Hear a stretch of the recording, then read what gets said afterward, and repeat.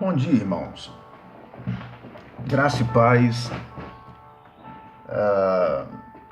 Eu gostaria de aproveitar aqui essa oportunidade e falar para vocês sobre um texto muito importante dentro do livro do Apocalipse e muito especialmente dentro do capítulo 11 do livro do Apocalipse, aonde falaremos sobre as duas misteriosas testemunhas do capítulo 11 do livro do Apocalipse. A Bíblia começa a dizer que dentro deste capítulo 11 do livro do Apocalipse, o apóstolo João está dando continuidade no que falava o capítulo anterior, porque o mesmo começa escrevendo o capítulo 11 com a expressão da letra E. E é uma continuidade da sequência do que ele havia falado, isso é da sexta trombeta. E aonde que aqui, no capítulo 11, irá falar sobre as duas misteriosas testemunhas do livro do Apocalipse. E que a Bíblia diz que elas estarão na terra de Jerusalém sob um período pela profecia bíblica. E a Bíblia fala que lá no versículo de número 2 do livro do Apocalipse, vai estar dizendo que deixa o átrio que está fora do templo. Ou seja, quando João acabar de medir o templo, segundo a visão do capítulo 11, e diz mais, e não mexas, ou seja, não mede mais, porque foi dado para as nações e pisarão a cidade santa por 42 meses. Este é o período em que a cidade de Jerusalém será invadida por nações vizinhas, aliada à pessoa do anticristo no todo período de grande tribulação. A Bíblia fala no verso 3 do livro do Apocalipse: e darei poder às minhas duas testemunhas, e elas profetizarão por 1260 dias, vestida de saco, de pano e enfim. Então essas vestimentas são vestimentas típicas de profetas do passado. E a Bíblia menciona de maneira tão espetacular que eu faço questão que vocês me entendam. O verso 4 do capítulo 11 diz: essas duas oliveiras e os dois candeeiros, ou os dois castiçais, que estão...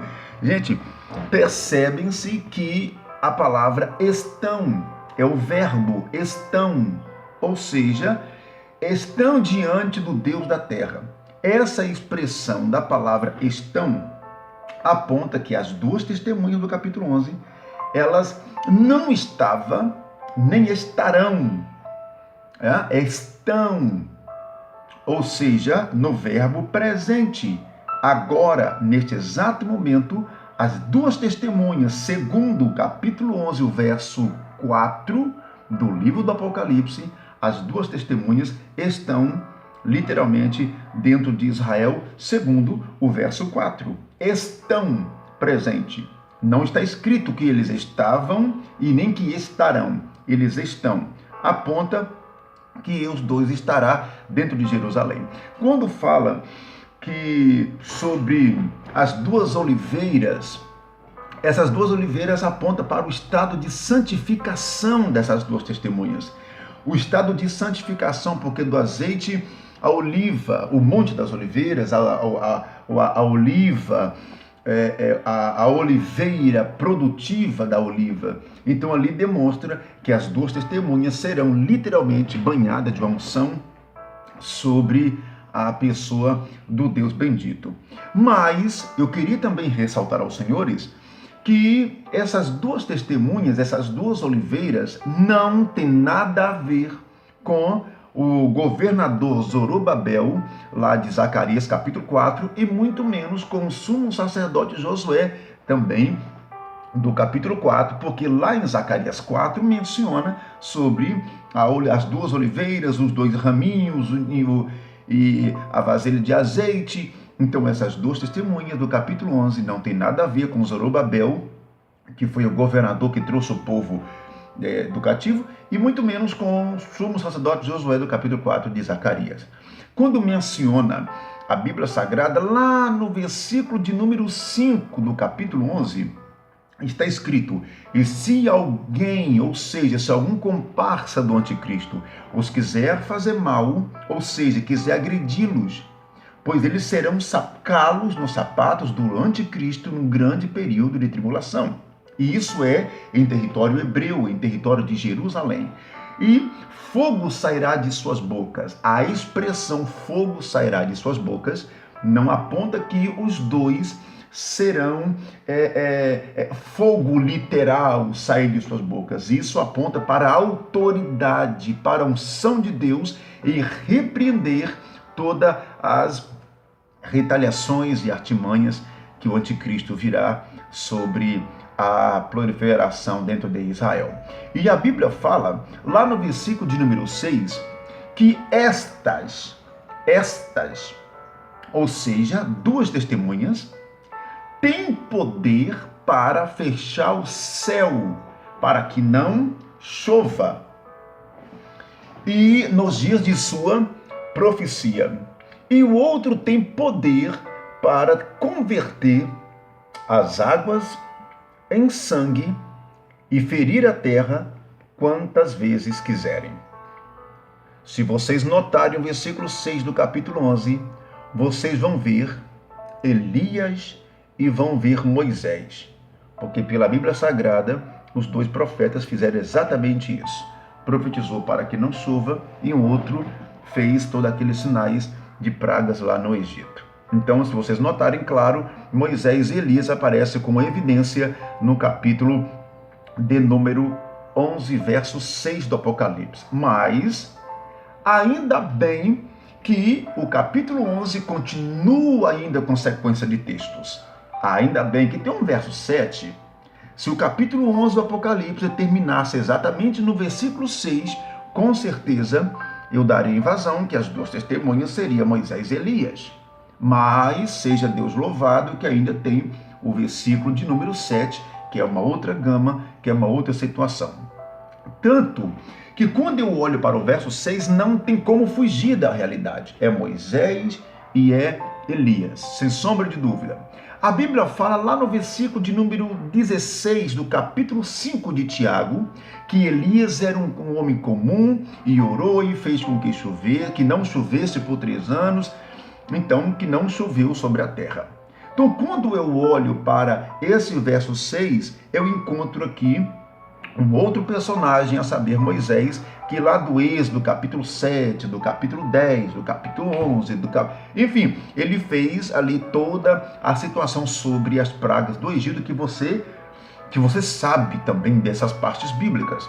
Porém, quando eu olho para a Bíblia Sagrada em todo o seu contexto, a Bíblia vai dizer para nós, lá no versículo de número 7, do capítulo de número 11 do Apocalipse: e quando acabarem o seu testemunho, ou seja, o tempo determinado pela profecia, a besta que sobe do abismo, ou seja, Satanás vindo com o poderio de Satanás. Então, quando acabarem o seu testemunho, a besta que sobe do abismo irá lhes fazer guerra, vai combater, vai vencer. As duas testemunhas, no final da profecia, irão perder a briga, vão perder a guerra para a pessoa do anticristo e seus comparsas. E irá vencer e as matará. Primeiro tópico: o anticristo fará guerra. Isso dará ordem que seus soldados para que os maltratassem. O anticristo irá vencê-los.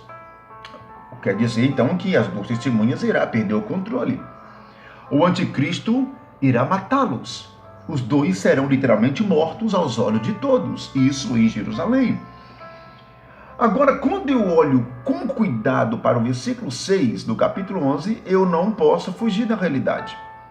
Aparentemente, Moisés e Elias. Mas, quando eu li com vocês o versículo 7, em que o anticristo irá fazer guerra contra os dois, irá vencer os dois, irá matar os dois.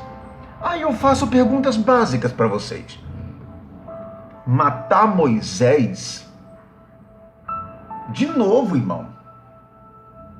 Pois quem tirou a vida de Moisés pela primeira vez foi o próprio Deus, o Todo-Poderoso, lá no Monte Nebo, na terra, nas terras de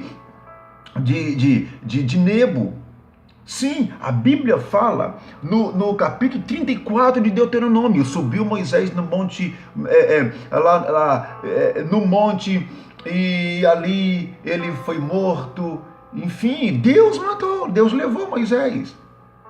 A Bíblia menciona no capítulo de número 2, verso 1 de Josué: eis que o meu servo Moisés é morto.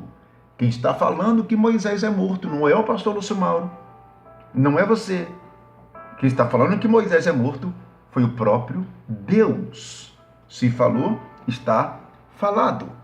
Quando eu pego a Bíblia Sagrada, no livro de aos Hebreus, no capítulo 9, no verso 27, está dado a ordem aos homens morrerem uma só vez. Depois segue-se a juízo, ok? Ordenança de morte aos homens apenas uma vez, segue-se então aos juízes. Quando eu olho para o livro de Judas, no verso 9 diz que o anjo Miguel lutou, discutiu com Satanás sobre o corpo de Moisés. Aí eu faço uma análise com vocês agora aqui. Moisés está morto no capítulo 34, verso 5 de Deuteronômio. O seu corpo é assustadoramente raptado, segundo o versículo 6 do capítulo 34. O seu falecimento provocou discussões nas regiões celestiais contra Miguel e contra Satanás. Eu entendo que quando Moisés foi raptado uma vez morto, Satanás ficou doido, meu irmão, querendo o corpo de Moisés. Por quê? Porque Deus é inteligente. Você já pensou se Deus deixasse Moisés ali no monte, o corpo dele? Quando Deus colocou uma ordem para Moisés tirar o povo da terra do Egito, Deus colocou Moisés para ser o senhor do povo.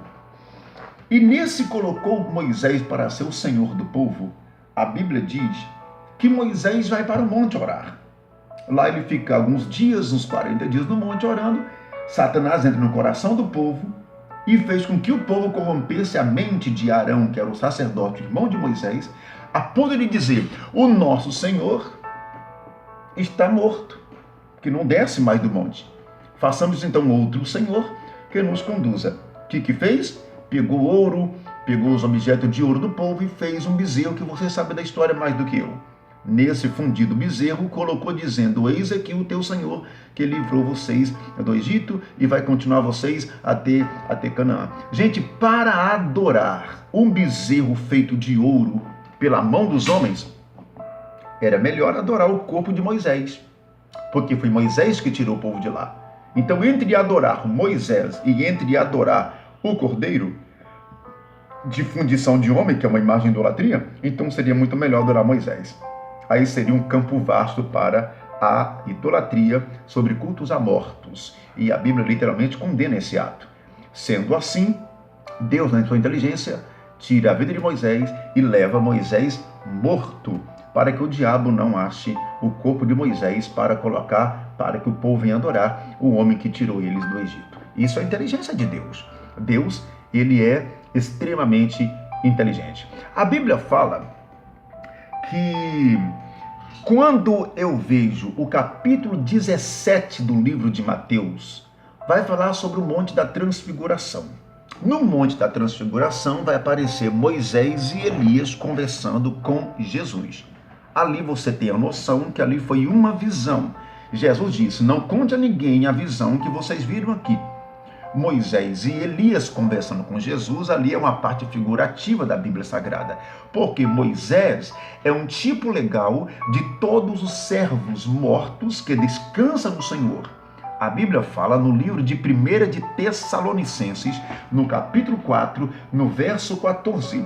Assim é a ressurreição dos mortos. Se cremos que Jesus Cristo morreu e ressuscitou, cremos também que Deus os tornará a trazer com ele, a saber, com Cristo, para buscar a igreja. Então Moisés apareceu representando todos os salvos mortos que dormem no Senhor, para vir com ele para buscar a igreja viva, que nesse caso representa o Elias, que foi transladado, que eu vou falar um pouco à frente sobre a lei da transladação. O que é um translado? Que é mudança de localidade. Eu falo isso num outro vídeo.